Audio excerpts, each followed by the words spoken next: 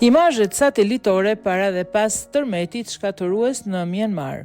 Numri I të vdekurve nga tërmeti shkatërues që goditi Myanmarin të premten është rritur në 1644, sipas vlerësimeve fillestare nga qeveria Unitetit Kombëtar NUG e opozitës në Myanmar, tërmeti me magnitudë 7.7 ballë të shkallës Richter dëmtoi të paktën 2900 ndërtesa, 30 rrugë dhe shtatura.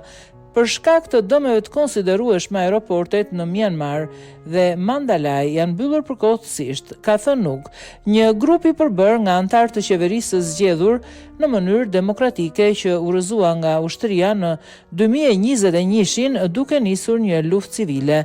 Një kull kontrolli në aeroportin e Naypyidaw, kryeqyteti I planifikuar I Myanmar, shembur, tha një burim për Reuters. Shërbimi gjeologjik I Shteteve Bashkuara të Amerikës parashikon se numri të vdekurve në Myanmar mund të kalojë 10.000, ndërsa dëmi ekonomik mund të jetë më I madh se GDP-ja vjetore e vendit.